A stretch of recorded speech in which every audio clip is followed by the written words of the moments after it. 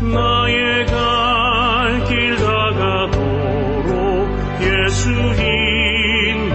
인도하시니 내 주 안에 있는 긍휼 어찌 의심하리요. 믿음으로 사는 자는 하늘 위로 받겠네. 무슨 일을 만나든지 만사 형통하리라. 무슨 일을 만나든지 만사 형통하리라. 나의 갈 길 다가도록 예수 인도하시니 어려운 일 당한 때도 조금 은혜 주시네. 나는 심히 고단하고 영혼 매우 가라나 나의 앞에 반석에서 샘물 나게 하시네. 나의 앞에 반석에서 샘물 나게 하시네.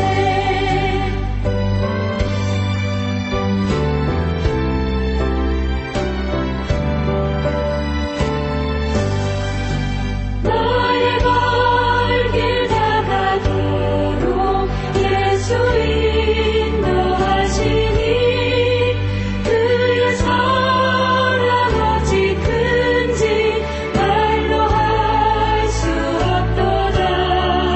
성령 강화 받은 영혼 하늘 날아갈 때에 영영 부를 나의 찬송 예수 인도하셨네. 영영 부를 나의 찬송 예수 인도하셨네.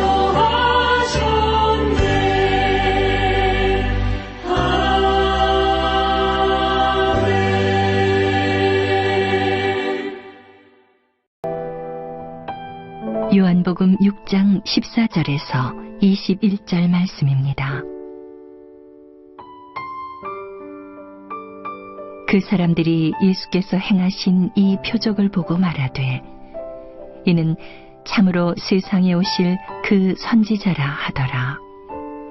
그러므로 예수께서 그들이 와서 자기를 억지로 붙들어 임금으로 삼으려는 줄 아시고 다시 혼자 산으로 떠나 가시니라. 저물매 제자들이 바다에 내려가서 배를 타고 바다를 건너 가버나움으로 가는데 이미 어두웠고 예수는 아직 그들에게 오시지 아니하셨더니 큰 바람이 불어 파도가 일어나더라. 제자들이 노를 저어 10여리쯤 가다가 예수께서 바다 위로 걸어 배에 가까이 오심을 보고 두려워하거늘 이르시되 내니 두려워하지 말라 하신대. 이에 기뻐서 배로 영접하니 배는 곧 그들이 가려던 땅에 이르렀더라. 주신 말씀을 통하여 만사 형통의 축복이라는 제목으로 말씀을 나누겠습니다.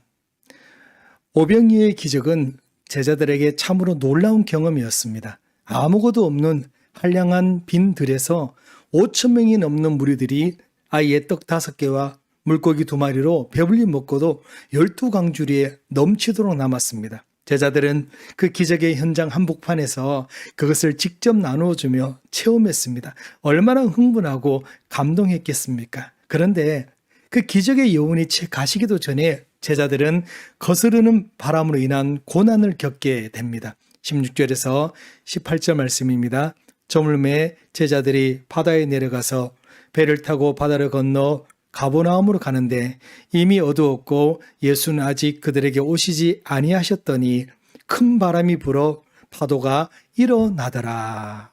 여러분, 얼마나 지치고 기진했겠습니까? 불과 몇 시간 전만 해도 오병이어의 기적을 경험한 제자들이 바로 돌아서자 말자 이런 고난을 당하고 있는 겁니다. 그런데 여러분, 이것이 제자들만의 문제가 아니라 우리의 문제라는 것입니다.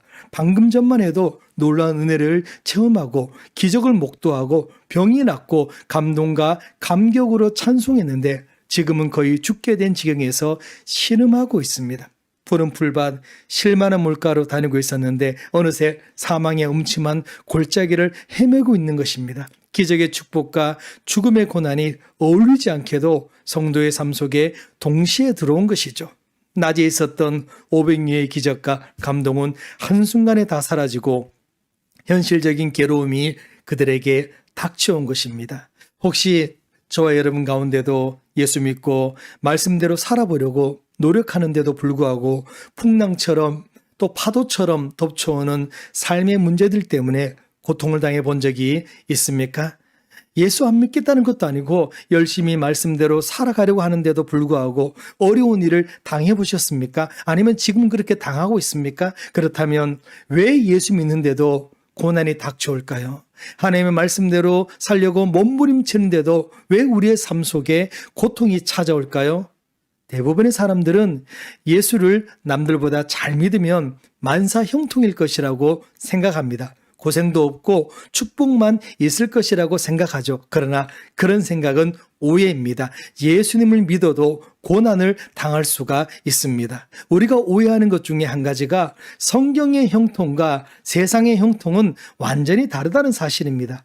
세상이 말하는 성공과 성경이 말하는 성공은 다릅니다. 세상에서 말하는 만사 형통은요, 모든 일이 내 뜻대로 막힘없이 이루어진다는 뜻을 가지고 있지만, 그러나 성경이 말하는 만사 형통은 모든 것이 막힘없이 통하는데 누구와 통한다는 것입니까? 네, 하나님과 통하는 것이 바로 만사 형통입니다. 내 모든 생각과 내 마음의 소원이 하나님과 통하는 것입니다. 여러분, 이 통한다는 단어의 의미는 하나님의 마음과 내 마음이 일치한다, 마음을 서로 안다, 뜻이 통한다는 뜻을 가지고 있습니다. 다시 말하면 내가 어떤 일을 당해도 하나님은 나를 사랑하시고 나를 향한 놀라운 계획을 가지고 계신다는 사실을 믿는다는 뜻을 가지고 있습니다. 여러분, 이것이 성경이 말하는 형통입니다. 좋으신 하나님, 좋으신 하나님, 참 좋으시 나의 하나님. 여러분, 우리 하나님은 좋으신 하나님이심을 믿으시기를 바랍니다. 내가 어떤 고통과 어떤 어려움을 당해도 하나님은 좋으신 하나님이십니다. 내가 잘 돼도 하나님은 좋으신 분이고 내가 잘못돼도 하나님은 좋으신 분이십니다. 왜? 이것이 바로 성경이 말하는 만사 형통이기 때문입니다. 요셉은요, 구약에서 예수님과 가장 닮은 사람이었습니다. 그리고 요셉은 어디를 가든지 형통했다라고 말씀하고 있습니다. 그러나 그 전에 한 가지 단어를 기억해야 합니다. 무엇입니까? 하나님이 요셉과 함께 하심으로, 통함으로 요셉은 내가 구덩이에 빠져도 애굽의 노예로 끌려가도 하나님의 뜻이 있을 것이다라고 믿었다는 것입니다. 그러니까 그가 형통한 자가 되었다라고 말씀하고 있습니다. 창세기 39장 2절 말씀에 여호와께서 요셉과 함께 하심이라, 여호와께서 그를 범사에 형통하게 하셨더라. 아멘. 그래서 우리는 무슨 일을 만나도 하나님과 함께하고 하나님과 통함으로 만사 형통하는 것입니다. 그래서 우리 하나님은 좋으신 하나님이십니다. 아파도 망해도 죽어도 부흥해도 성공해도 좋으신 하나님이십니다. 하나님의 뜻이 있구나. 나는 믿는다. 그래, 나의 형통함은 하나님과 함께하는 것이다. 하나님과 통하는 것이다. 이것이 만사 형통이라는 사실입니다. 다시 본문으로 돌아와서 이제 제자들은 완전히 지쳤습니다. 하지만 제자들에게 가장 힘든 것은요, 풍랑보다도 짙은 어두움보다도 주님이 그들과 함께 계시지 않는다는 사실입니다. 주님은 지금 어디 계십니까? 우리가 이런 풍랑 가운데 있는데 주님은 무엇 하십니까? 라고 원망했을 뿐입니다. 여러분, 제자들의 가장 큰 두려움은 주님과 통하지 못하는 데서 옵니다. 여러분, 제자들이 고통받고 있을 때 예수님은 어디서 무엇을 하고 계셨습니까? 제자들이 바다 한가운데서 힘겹게 노를 젓고 있는 그 시간에 예수님은 갈릴리 바다가 내려다 보이는 산 위에서 기도하고 계셨습니다. 풍랑 만난 제자들이 힘겹게 노를 젓고 있는 그때 주님은 주무시고 계시는 것이 아니라 기도하시고 계셨습니다. 그리고 제자들이 고난당하는 것을 보고 계셨습니다. 주님은 제자들에게 지금 만사 형통의 비밀, 좋으신 하나님을 가르치고 계시는 것입니다. 눈앞에 보이지 않아도 나는 너희와 항상 함께 있다. 두려워 말아라, 겁내지 말아라 하시며 믿음을 지금 제자들에게 가르치고 계시는 것입니다. 여러분, 그래서 믿음 좋다라는 의미가 무엇입니까? 믿음 좋다는 의미는요, 내게 일어난 모든 일들을 형통으로 해석하는 것입니다. 찬송가 345장 3절은 이렇게 찬양하고 있습니다. 절망 중에 그 사공 떨면서도 한 줄기의 밝은 빛 보고서 배 안에도 하나님 계심을 믿고 기도 올린다. 기도 올린다. 할렐루야. 여러분, 어떤 상황에서도 주님이 나와 함께 계심을 믿는 것, 그것이 바로 만사 형통의 축복입니다. 아무것도 없는 빈들에도 주님이 계심으로 오병이어의 기적이 가능했듯이 바다의 물결로 고난당하는 그 현장에도 주님이 계시면 해답이 있는 것입니다. 19절에서 21절 말씀입니다. 제자들이 노를 저어 10여리쯤 가다가 예수께서 바다 위로 걸어 배에 가까이 오심을 보고 두려워하거늘 이르시되 내니 두려워 말라 하신대 이에 기뻐서 배로 영접하니 배는 곧 그들이 가려던 땅에 이르렀더라. 아멘. 주님은 주님의 말씀에 순종하여 바다 건너편으로 가다가 고난을 만난 제자들을 그냥 버려두지 않았습니다. 절망 가운데 지쳐 쓰러지려고 하는 그 순간에 주님은 바다 위로 걸어오셔서 제자들에게 오셨습니다. 할렐루야. 사랑하는 승리 가족 여러분, 우리가 주님 말씀을 따라가다 고난을 당할 때 왜 염려하지 말아야 합니까? 왜 아무것도 없는 빈들이어도 염려하지 말아야 하고 물결로 흉흉한 바다 한 복판이라도 두려워하지 말아야 하는 것입니까? 그 이유는 예수님 우리와 함께 계시기 때문입니다. 예수님이 나에게 찾아오시고 그리고 내가 믿고 의지하는 그분이 바로 하나님이시기 때문입니다. 하나님은 하나님의 말씀에 순종해서 고난당하는 자들을 절대 내버려 두지 않는 신실한 우리 아버지심을 믿으시기를 바랍니다. 오늘 우리 삶에 믿음으로 산다고 사는데 어려움이 있고 고난이 있습니까? 눈물이 있고 아픔이 있습니까? 좌절이 있고 절망이 있습니까? 두려움이 있고 혼란이 있습니까? 그렇습니다. 깜깜한 새벽 가운데 물 위로 걸어서 제자들에게 오시듯이 그렇게 우리의 고난 속으로 우리의 두려움과 절망 속으로 우리 주님이 걸어와 주실 것입니다. 안심하라. 내니 두려워 말라고 말씀해 주시는 형통의 은혜가 저와 여러분들에게 있기를 바랍니다. 그래서 더 믿음으로 살아야 하겠다고 다짐하며 우리가 주님 안에 주님이 우리 안에 거하시는 만사 형통의 축복을 날마다 누리는 저와 여러분들이 다 되시기를 바랍니다. 기도하겠습니다. 은혜 하나님 아버지 감사드립니다.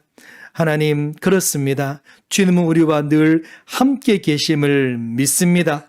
아무리 밤중처럼 깜깜한 고난 속에 있을지라도 주님은 우리와 함께 하시며 우리를 돌보고 계시는 분이심을 믿습니다. 의심하지 않게 하여 주시옵시고 날마다 좋으신 하나님을 찬양할 수 있도록 인도하여 주시옵소서. 만사 형통의 축복을 날마다 허락하여 주시옵시고 언제나 우리 주님과 통할 수 있는 우리 승리 가족들이 다 되게 도와 주시옵소서. 육신의 연약함으로 기도하고 치료를 바라고 있는 영혼들이 있습니다. 주님 만져주시옵시고 치료하여 주시옵소서. 깨끗하게 고쳐 주시옵소서. 주님과 통하게 하여 주시옵소서. 깜깜한 밤 속에 주님을 치유를 기다리며 또 만사 형통을 기다리는 우리 영혼들이 있사오니 주께서 함께하여 주시옵시고 은혜 베풀어 주시옵소서. 감사와 찬양드리며 예수님의 이름으로 기도드립니다. 아멘.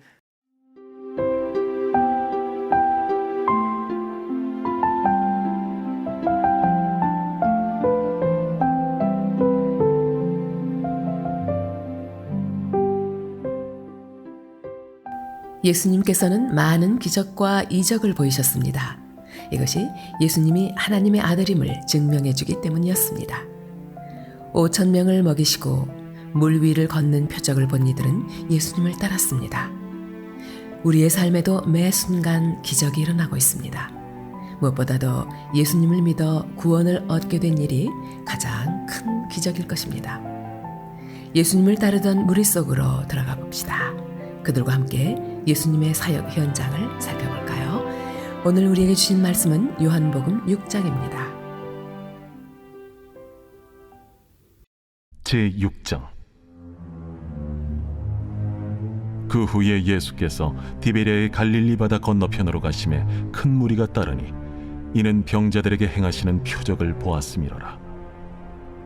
예수께서 산에 오르사 제자들과 함께 거기 앉으시니 마침 유대인의 명절인 유월절이 가까운지라.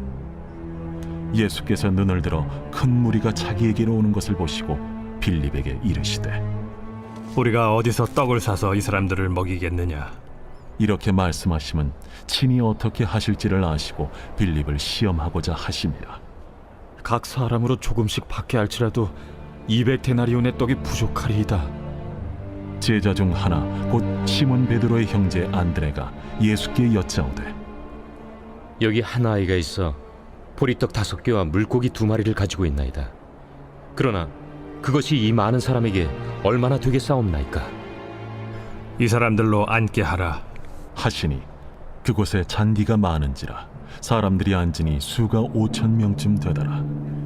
예수께서 떡을 가져 축사하신 후에 앉아있는 자들에게 나눠주시고 물고기도 그렇게 그들의 원대로 주시니라. 그들이 배부른 후에 예수께서 제자들에게 이르시되 남은 조각을 거두고 버리는 것이 없게 하라. 이에 거두니 보리떡 5개로 먹고 남은 조각이 12바구니에 찼더라. 그 사람들이 예수께서 행하신 이 표적을 보고 말하되 이는 참으로 세상에 오실 그 선지자라. 그러므로 예수께서 그들이 와서 자기를 억지로 붙들어 임금으로 삼으려는 줄 아시고 다시 혼자 산으로 떠나가시니라. 저물매 제자들이 바다에 내려가서 배를 타고 바다를 건너 가버나움으로 가는데 이미 어두웠고 예수는 아직 그들에게 오시지 아니하셨더니 큰 바람이 불어 파도가 일어나더라. 제자들이 노를 저어 10여리쯤 가다가 예수께서 바다 위로 걸어 배에 가까이 오심을 보고 두려워하거늘 내니 두려워하지 말라. 이에 기뻐서 배로 영접하니 배는 곧 그들이 가려던 땅에 이르렀더라. 이튿날 바다 건너편에 서 있던 무리가 배 한 척 외에 다른 배가 거기에 없는 것과 또 어제 예수께서 제자들과 함께 그 배에 오르지 아니하시고 제자들만 가는 것을 보았더니 그러나 디베랴에서 배들이 주께서 축사하신 후 여럿이 떡 먹던 그곳에 가까이 왔더라. 무리가 거기에 예수도 안 계시고 제자들도 없음을 보고 곧 배들을 타고 예수를 찾으러 가버나움으로 가서 바다 건너편에서 만나 라비어, 언제 여기 오셨나이까? 내가 진실로 진실로 너희에게 이르노니 너희가 나를 찾는 것은 표적을 본 까닭이 아니요 떡을 먹고 배부른 까닭이로다. 썩을 양식을 위하여 일하지 말고 영생하도록 있는 양식을 위하여 하라. 이 양식은 인자가 너희에게 주리니 인자는 아버지 하나님께서 인치신 자니라. 우리가 어떻게 하여야 하나님의 일을 하오리이까? 하나님께서 보내신 이를 믿는 것이 하나님의 일이니라. 그러면 우리가 보고 당신을 믿도록 행하시는 표적이 무엇이니까? 하시는 일이 무엇이니까? 기록된 바 하늘에서 그들에게 떡을 주어 먹게 하였다 함과 같이 우리 조상들은 광야에서 만나를 먹었나이다. 내가 진실로 진실로 너희에게 이르노니 모세가 너희에게 하늘로부터 떡을 준 것이 아니라 내 아버지께서 너희에게 하늘로부터 참 떡을 주시나니 하나님의 떡은 하늘에서 내려 세상에 생명을 주는 것이니라. 주여, 이 떡을 항상 우리에게 주소서. 나는 생명의 떡이니 내게 오는 자는 결코 줄이지 아니할 터이요 나를 믿는 자는 영원히 목마르지 아니하리라. 그러나 내가 너희에게 이르기를 너희는 나를 보고도 믿지 아니하는도다 하였느니라. 아버지께서 내게 주시는 자는 다 내게로 올 것이요 내게 오는 자는 내가 결코 내쫓지 아니하리라. 내가 하늘에서 내려온 것은 내 뜻을 행하려 함이 아니요 나를 보내신 이의 뜻을 행하려 함이니라. 나를 보내신 이의 뜻은 내게 주신 자 중에 내가 하나도 잃어버리지 아니하고 마지막 날에 다시 살리는 이것이니라. 내 아버지의 뜻은 아들을 보고 믿는 자마다 영생을 얻는 이것이니 마지막 날에 내가 이를 다시 살리리라. 자기가 하늘에서 내려온 떡이라 하심으로 유대인들이 예수에 대하여 수군거려 이르되 이는 요셉의 아들 예수가 아니냐? 그 부모를 우리가 아는데 자기가 지금 어찌하여 하늘에서 내려왔다 하느냐? 예수께서 대답하여 이르시되 너희는 서로 수군거리지 말라. 나를 보내신 아버지께서 이끌지 아니하시면 아무도 내게 올 수 없으니 오는 그를 내가 마지막 날에 다시 살리리라. 선지자의 글에 그들이 다 하나님의 가르치심을 받으리라 기록되었은즉 아버지께 듣고 배운 사람마다 내게로 오느니라. 이는 아버지를 본 자가 있다는 것이 아니니라. 오직 하나님에게서 온 자만 아버지를 보았느니라. 진실로 진실로 너희에게 이르노니 믿는 자는 영생을 가졌나니 내가 곧 생명의 떡이니라. 너희 조상들은 광야에서 만나를 먹었어도 죽었거니와 이는 하늘에서 내려오는 떡이니 사람으로 하여금 먹고 죽지 아니하게 하는 것이니라. 나는 하늘에서 내려온 살아있는 떡이니 사람이 이 떡을 먹으면 영생하리라. 내가 줄 떡은 곧 세상의 생명을 위한 내 살이니라. 그러므로 유대인들이 서로 다투어 이르되 이 사람이 어찌 능히 자기 살을 우리에게 주어 먹게 하겠느냐? 내가 진실로 진실로 너희에게 이르노니 인자의 살을 먹지 아니하고 인자의 피를 마시지 아니하면 너희 속에 생명이 없느니라.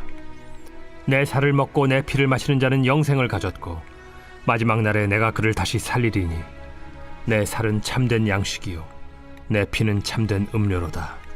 내 살을 먹고 내 피를 마시는 자는 내 안에 거하고 나도 그의 안에 거하나니 살아계신 아버지께서 나를 보내심에 내가 아버지로 말미암아 사는 것 같이 나를 먹는 그 사람도 나로 말미암아 살리라.